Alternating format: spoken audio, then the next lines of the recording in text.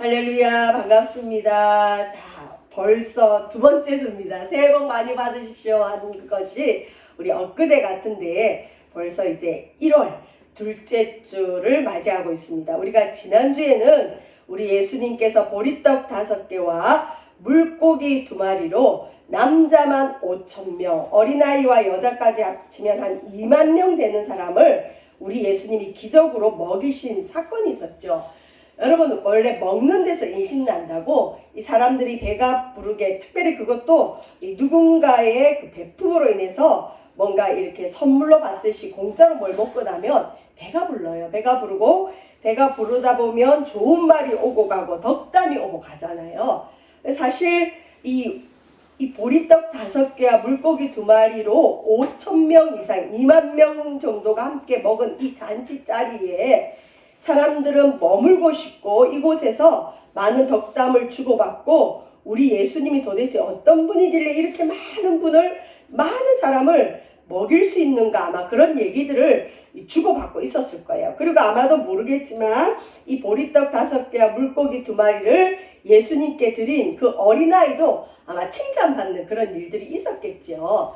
자, 근데 오늘 22절에 보시면 좀 특이한 사항이 나옵니다. 22절, 14장 22절에 보면 예수님께서 즉시, 그러니까 큰 기적이 있고 잔치가 베풀어졌고 먹는 문제가 해결됐는데 덕담을 주고받고 기적 이후에 많은 간증들을 서로 주고받아야 되는데 우리 예수님이 시간을 주지 않고 즉시 예수님의 제자들을 재촉하셔서 우리 예수님이 무리를, 이 2만 명이나 되는 무리를 돌려보내는 동안에 제자들 보고 먼저 배를 타고 앞서 건너편으로 가게 하셨다. 왜 그럴까요? 우리 예수님이 뭔가 급해지셨어요. 그냥 무리들과 제자들이 와 정말 배부르다. 여러분, 먹고 사는 문제만큼 중요한 게 사실 이 땅에 없죠. 특별히 먹는 문제는 그때나 지금이나 아주 중요한 문제예요. 근데 여기 많은 사람들이 먹는 문제를 해결받았으니 얼마나 놀랬겠어요. 그래서 이 무리들 중에는 이런 사람들이 있었을 거예요. 이 땅에 아무리 훌륭한 정치 지도자가 있고 왕이 있어도 공짜로 우리를 먹일 수 있는 사람이 있는가? 그리고 보리떡 5개와 물고기 2마리로 이렇게 많은 사람을 계속 먹일 수 있을까? 저 예수님이 계시면 저 떡과 보리떡이지만 만약 고기를 갖다 놓거나 아니면 금을 갖다 놓으면 어떨까요? 우리 예수님이 기도만 하면 금이 계속 생기고 고기가 계속 생기고 그런, 여러분, 그 도깨비 방망이 같은 상상하지 않겠어요? 그래서 이 무리들 중에는 어떤 사람들이 일어났냐면 우리가 이참에 정권을 바꾸자, 왕을 바꾸자, 우리 예수님을 왕으로 세워서 저분이 우리의 통치자가 되면 우리는 굳이 일하지 않고도 먹을 수 있다. 여러분, 사실 일하지 않고 먹는 게 원래 축복이죠. 그죠? 근데 지금은 우리가 이마에 땀을 흘려야 먹고 살 수 있는 그런 그 원죄로 인한 그 죄의 결과를 먹고 있지만 또 성경에는 일하기 싫은 자는 먹지도 말라 그랬는데 그때나 지금이나 사람들의 심리는 일하지 않고 먹고 싶은 마음이 있는 거예요. 편안하게. 그리고 그냥 예수님 따라다니면서 은혜만 받고 싶은 거예요. 근데 우리 예수님은 그들의 생각을 알고 야, 이거 폭동이 일어나겠다, 밀란이 일어나겠다, 잘못하면 예수님이 원하지 않는 일이 일어날 걸 감지하신 거예요. 이 무리들 중에는 반란을 일으키려는 모의자들이 생겼어요. 그 모의자들 대표와 예수님의 제자들이 미팅을 한다 생각해요. 만나보세요. 그러면 어떤 일이 일어날까요? 특히 베드로 같이 아주 열정적인 사람과 그 반란 주동자가 만나면 예수님을 아마 왕으로 추대해서 전 유대가 들고 일어날 수 있어요. 예수님이 이걸 아시고 예수님은 이 땅에 영적인 메시아 구세주로 오신 것이지 이 땅에 정치 지도자로 오신 게 아니란 말이죠.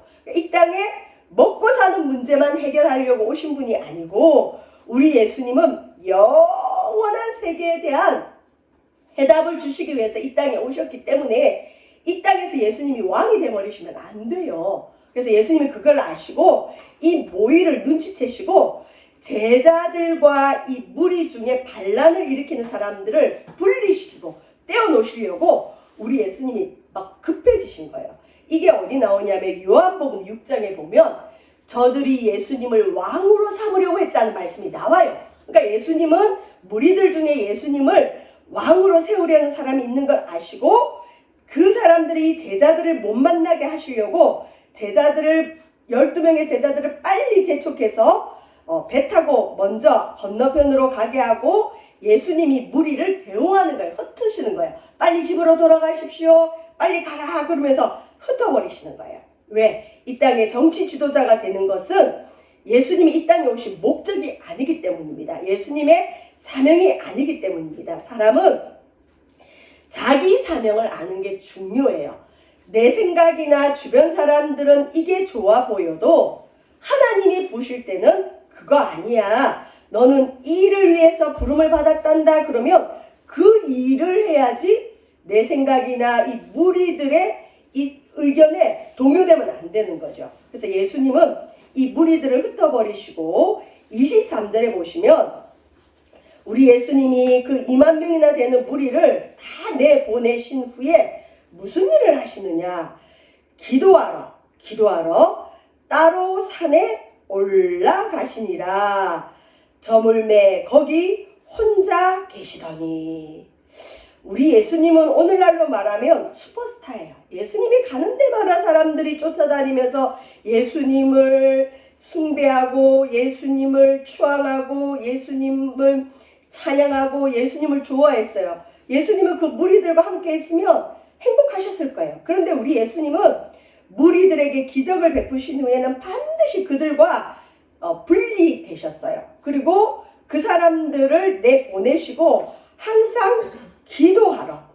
예수님은 하나님이시고 어떻게 보면 기도가 필요 없는 분이에요. 하나님의 아들이에요. 친밀하세요. 하나님이 곧 예수님이에요. 그런데도 예수님이 이 땅에 몸을 입고 오셨기 때문에 예수님조차도 기적을 베푸시거나 기적을 베푸시기 전에 항상 기도하러 가셨다. 근데 기도하러 가실 때 따로 무리들 데리고 간 게 아니라 따로 산에 올라가서 혼자 기도하셨다. 여러분, 때로는 우리는 홀로 주님을 만나야 돼요. 홀로 주님을 만나면 하나님께서 놀라운 은혜와 은총을 주세요. 또 때로는 제자들과 함께 기도할 때도 있지만 지금은 제자들 보내시고 혼자 보내셨어요. 자, 근데 여기 보면 22절에 제자들에게 배를 타고 먼저 건너편으로 가게 하셨죠.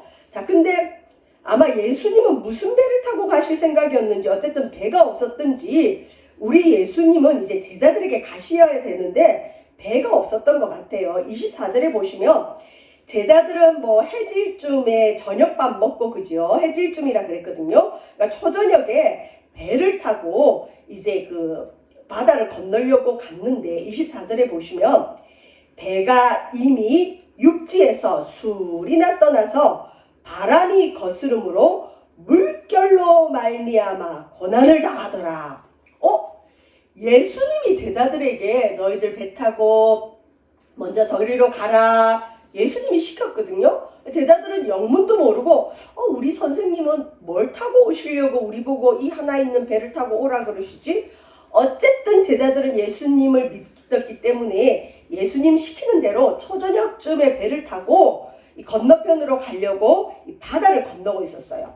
분명히 예수님이 시켜서 간 여행이고 예수님이 시켜서 간 곳인데 그 바다에서 무슨 일을 겪냐면 큰 바람이 일어나요. 해일이 일어나고 그 다음에 그 태풍이 부는 거예요. 그러면서 그 바다의 물결로 인해서 배가 침몰당할 것 같은 죽음에 이르는 고난을 당하고 있습니다. 근데 여기 보면 25절에 밤 사경까지 밤 사경은 언제쯤이냐면 새벽 한 4시나 5시. 한번 생각해 보십시오. 예수님이 가라고 해서 지금 좀 전에 큰 기적을 맛봤어요. 근데 예수님이 떠나라 그래요. 배를 타고. 예수님이 시켜서 배 타고 떠났는데 초저녁부터 새벽 4시, 5시까지 풍랑으로 인해서 큰 고난을 겪는 거예요. 지금처럼 뭐가 배가 좋은 배가 있었던 것도 아니고 잘못하면 이 풍랑으로 인해 배가 깨지면 제자들은 바다에 빠져 죽습니다. 예수님이 가라고 하는 길, 예수님 말씀에 순종해서 가는 길에 고난이 오는 거예요. 우리는 흔히 예수님이 시킨 일에는 평안하고 형통하고 좋은 일만 있을 걸로 기대합니다. 저도 그래요. 이거 예수님이 하라고 했으니까 분명히 좋은 결과가 있을 거야. 별로 어려움 없을 거야 하고 시작을 했는데 오늘 여기 나오는 본문의 제자들처럼 뜻밖의 고난을 맞이해요. 예수님이 시킨 일인데 왜 우리에게 죽을 것 같은 고난이 오지? 이거 우리 죽는 것 아니냐? 제자들이 예수님을 원망할 수도 있고 하나님을 원망할 수도 있어요. 우리는 흔히 너무나 쉽게 하나님을 원망해요. 근데 성경 말씀에 보면 사람이 그릇 행하여 놓고 하나님을 원망한다는 말씀이 있어요. 제 주변에도 저도 그렇지만 무슨 일만 생기면 하나님 이거 왜 이러세요? 나한테 왜 이러세요?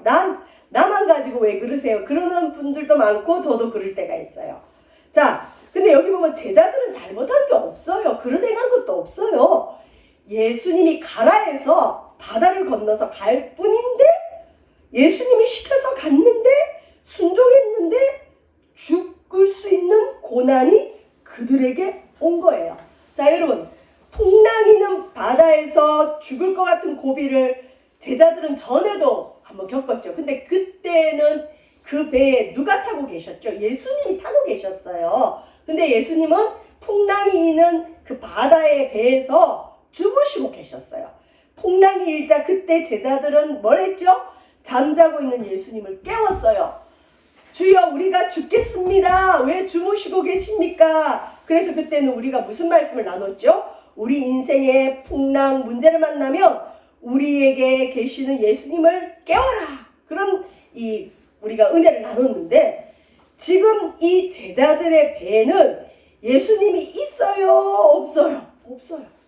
깨울 예수님도 없고 예수님은 제자들과 지금 함께 계시지 않아요. 그러니 제자들이 얼마나 고통스럽겠습니까? 그래서 이제 우리는 죽었구나 하는데 초저녁부터 여러분 새벽 3시, 4시, 5시까지 풍랑으로 파도와 싸운다고 생각해 보십시오. 아마 정신이 다 나갔을 거예요. 그런데 이 새벽 4시, 5시쯤에 25절에 보면 제자들이 밤새도록 이 풍랑과 싸우고 지쳐있을 쯤에 초저녁부터 보냈으면 우리 예수님이 좀 빨리 오시지 고생은 고생대로 다 하게 한 그 다음에 예수님이 자 보십시오. 바다 위를 걸어서 제자들에게 오십니다. 이번에는 업그레이드 됐어요. 예수님이 배에 같이 타고 있어서 일어나셔서 바람과 바다를 잠잠케 하시는 것도 기적인데 이번에 우리 예수님은 제자들과 따로 떨어져 계시더니 풍랑이는 바다 위를 걸어서 제자들에게 오시는 거예요. 여러분, 우리 주님은 간혹 우리에게 뭔가를 시키셔요. 뭘 하라 그러세요. 그러면 또 우리는 순종해 봅니다. 우리 예수님이 시킨 거니까 하자 했는데 우리 예수님이 가라고 한 길에서도 고난을 겪을 수 있고 죽을 것 같은 고통이 올 수가 있어요.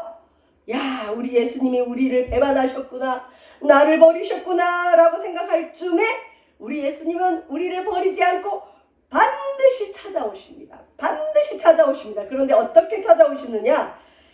예기치 못한 방법, 생각지도 못한 방법, 상상을 초월하는 방법으로 오는 거예요. 설마 자기 선생님이 어딘가 누구에게 부탁해서 배 타고 올 걸로 기대하겠지 어떻게 바다 위를 걸어서 제자들에게 오실 거라고 생각을 하겠어요. 자, 그래서 여기 26절에 보실까요? 제자들이 뭔가 물체가 바다 위로 자기들에게 오는 거예요.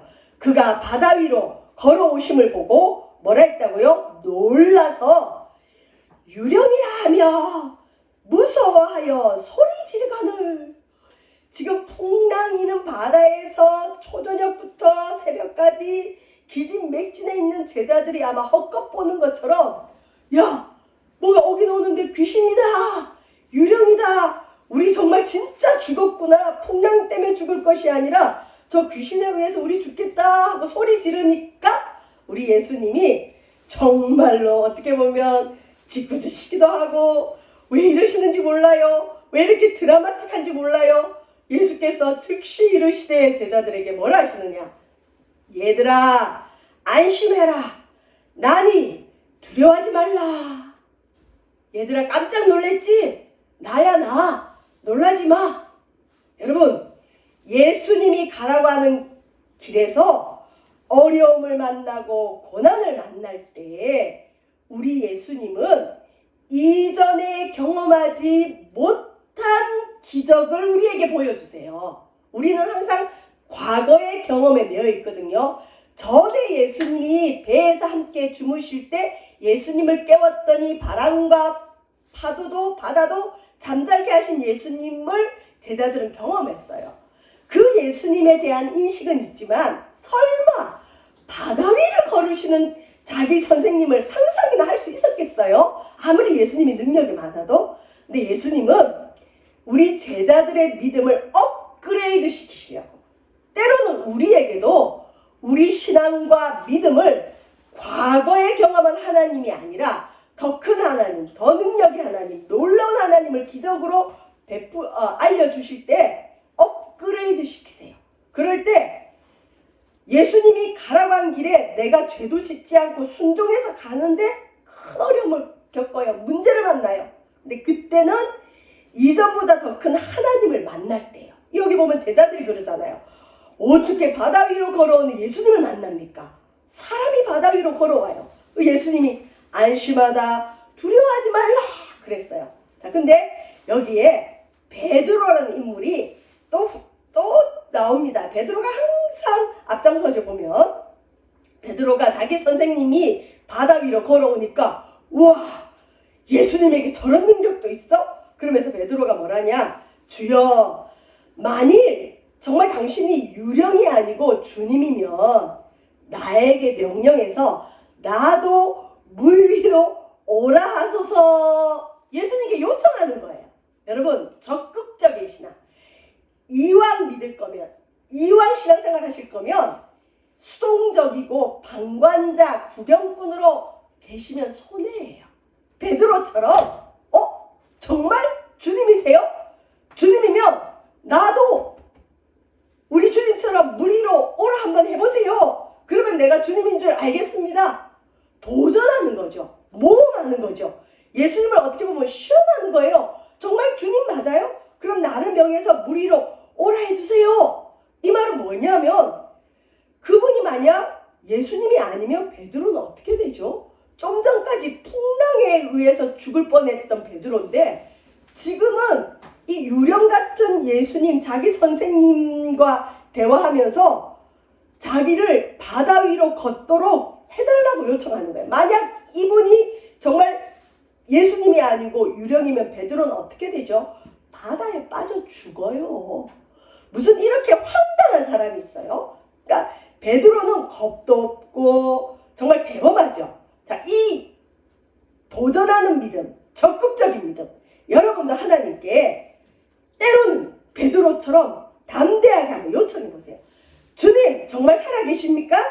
하나님 정말 나를 사랑하십니까? 그러면 나에게 이렇게 해보십시오. 기도해 보십시오. 그러면 하나님 뜻에 맞으면 하나님이 기적을 베풀어 주십니다. 여기 보시면 29절에 예수님께서 딴 말하지 않으시고 오라 하시니 베드로가 그 오라라는 말을 듣고 배에서 내려 물 위로 걸어서 예수님께 갔어요. 여러분 예수님처럼 베드로도 물 위를 드디어 걸을 수 있게 됐는데 처음에 이 베드로가 물 위로 걸어서 예수님께 가는데 30절에 보시면 이 베드로가 예수님만 바라보고 걸어갈 때는 빠지지 않았어요. 그런데 이 베드로가 예수님 보고 가다가 주변을 봤어요. 예수님 주변을 봤어요.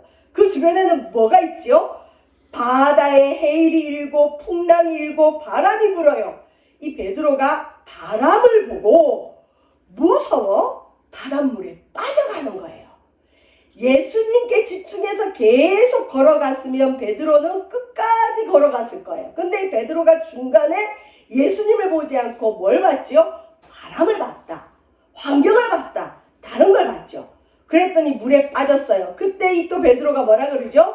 주여 나를 구원해 주세요. 나 빠져 죽겠습니다. 그랬더니 우리 예수님께서 31절에 보면 즉시 손을 내밀어서 그를 붙잡으시며 이르시되 베드로에게 믿음이 작은 자여 왜 너 의심했느냐?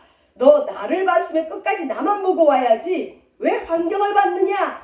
왜 다른 걸 봤느냐? 왜 다른 사람의 말에 귀를 기울이느냐? 왜 바람을 보느냐? 왜 믿음이 작아졌느냐? 자, 그 다음에 베드로와 함께 예수님 회에 딱 오르자 그렇게 미친 듯이 불던 바람이 그쳤어요. 바다가 고요해졌어요. 문제가 해결됐어요. 베드로와 제자들이 큰 기적을 맛보고 난 이후에 바다 위로 걷는 기적을 체험하고 난 이후에 그 문제가 그제서 그쳤어요. 그때 사람들이 예수님의 제자들이 뭐야라 하느냐? 예수께 절하며 이르되 진실로 하나님의 아들입니다. 때로는 우리 주님은 주님의 큰 능력을 보여주시려고 우리에게 고난을 허락할 때가 있어요. 근데 우리는 하나님의 능력을 체험하기를 원하면서도 고난은 원하지 않아요. 다 그래요. 근데 이제 자기도 모르게 기도를 크게 하는 분이 있어요. 하나님, 나도 아브라함처럼 쓰임받게 해주세요. 야곱처럼 쓰임받게 해주세요. 요셉처럼 쓰임받게 해주세요. 근데 여러분, 아브라함처럼 쓰임받으려면 어떤 시험, 어떤 고난을 이겨야 되죠? 자기의 하나밖에 없는 아들을 죽여야 되는 고난. 여러분, 이 땅에서 아무리 귀한 게 있어도 자기 아들과 바꿀 수 있어요? 없어요. 근데 아브라함은 하나님이 명령하시니까 자기 아들도 죽여서까지 하나님을 따르려고 했어요. 물론 그 죽은 아들 살릴 걸 믿었지만 야곱도 그랬고 이삭도 그랬고 특히 요셉은 애굽의 국무총리가 될 때까지 그는 감옥에도 갔어요. 오늘날로 말하면 성폭행 죄를 지은 그런 죄로 감옥에 갔어요. 제 친구가 있었는데 제 친구 엄마가 믿음이 이제 하나만 알고 둘은 모르는 믿음, 뜨거웠는데 뜨겁기만 한 믿음. 그래서 과거에 이제 부흥회 같은 걸 하면 남편이랑 그 남편이 은행 지점장이고 본인은 이제 그 유명한 교회의 권사님이셨는데 부흥회를 갔는데 그때 부흥 목사님이 이 가운데 자기 자녀를 하나님의 종으로 바치기를 원하는 사람 일어나시오 그랬어요.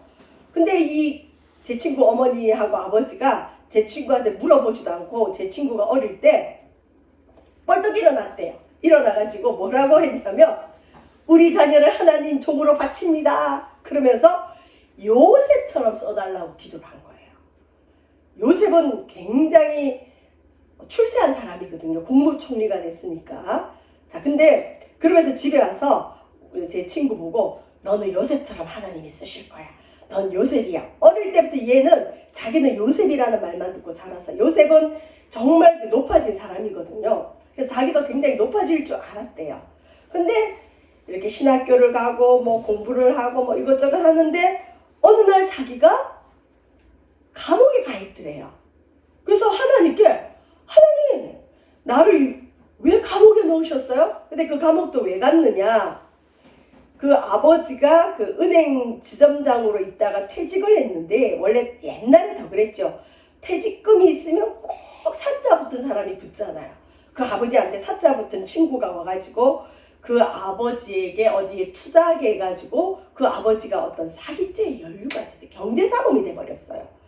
그래서 그 경제사범 된 아버지를 잡으려 왔다가 아버지가 없으니까 그 자녀를 잡아간 거예요. 그래서 얘는 아버지 대신 지금 갑자기 감옥에 들어간 거예요.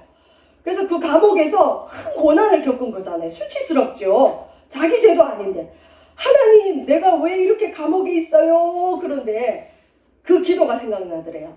주여 나는 요셉입니다. 나를 요셉처럼 써주세요. 자 여러분, 요셉은 높아졌지만 높아지기 전에 어디 갔죠? 감옥에 갔어요. 그때 얘가 박수를 치면서 요셉처럼 쓰임 받으려면 감옥도 가야지. 그러고 나와서 간증하는 걸 들었어요. 참 좋은 믿음이죠. 저와 여러분 그럴 수 있을까요?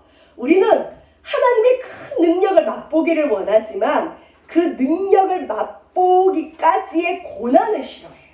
근데 예수님이 가라고 한 그 길에도 큰 고난이 올 수 있어요. 이전에 믿었던 믿음으로 해결이 안 돼요. 그때는 어떤 때냐? 하나님이 더 큰 믿음을 주시고 이전에 알지 못하던 하나님을 보여주시려고 우리에게 그럽니다. 특별히 우리가 잘못해서 인생의 문제를 만나는 건 회개하고 또 하나님 앞에 그 해결해 달라고 기도하면 되지만 우리의 믿음을 키우려고 주시는 문제들이 있어요. 자, 어쨌든 우리는 인생의 문제를 만나는데 새해를 맞이하신 여러분, 올 한 해도 우리에게는 축복도 있지만 문제도 있을 거예요. 그럼 우리가 문제 만났을 때 어떻게 해야 될까요? 첫 번째, 우리 오늘 이제 주보에 나오죠. 야고보서 1장 5절에서 8절 말씀으로 저는 우리 인생의 문제를 만났을 때 오늘 베드로처럼 때로는 이 야고보 사도처럼 어떻게 해결해야 될지 말씀으로 3가지만 요약하고 마치도록 할게요. 첫 번째, 지혜를 구해야 돼. 지혜. 여러분, 하나님은 때로는 우리가 문제를 만났을 때 주님 도와주세요 그러면 직접 나타나셔서 하나님이 직접 해결할 때도 있어요. 근데 대부분은 우리에게 그 문제를 해결할 지혜를 주세요. 예를 들면 하나님 나에게 물질의 복을 주세요 할 때 하나님이 갑자기 로또가 당첨돼서 주는 경우는 극히 드물어요.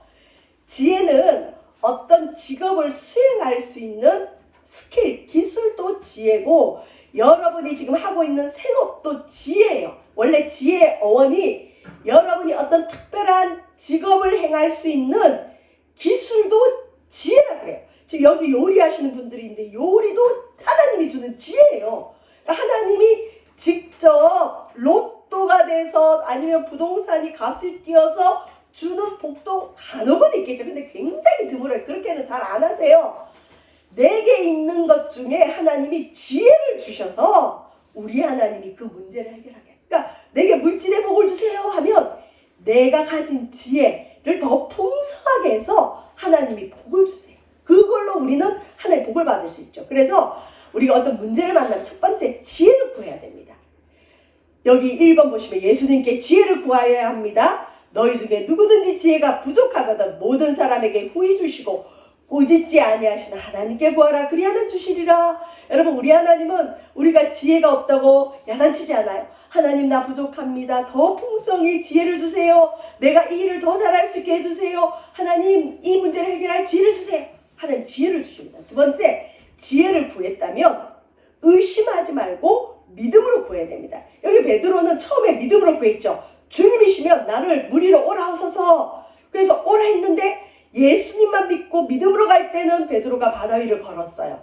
근데 의심했을 때, 바람을 바라봤을 때 그는 물에 빠져 죽을 뻔했습니다.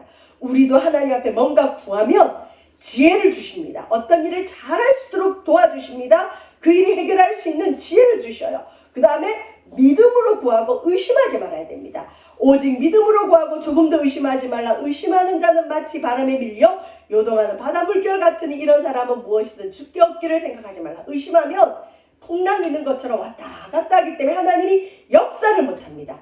더 큰 믿음, 더 큰 축복을 주실 때 여러분 믿음으로 나아가기를 바랍니다. 세 번째, 베드로처럼 믿음이 작아서 의심해서 바다에 빠지는 것이 아니라 문제를 만났을 때는 그 문제를 내신 주님께 집중해야 됩니다. 예수님께 끝까지 집중하면 여러분은 승리하게 돼 있고 우리 모두는 기적의 주인공이 될 수 있습니다. 우리 인생의 문제는 반드시 만납니다. 주님 길에 주님 앞에 순종해도 만납니다. 근데 그 문제를 만났을 때 주님께 지혜를 구하고 믿음으로 끝까지 나가면 우리는 베드로처럼 바다 위를 걷는 그런 기적을 맛보는 기적의 주인공 될 줄 믿습니다. 기도하겠습니다.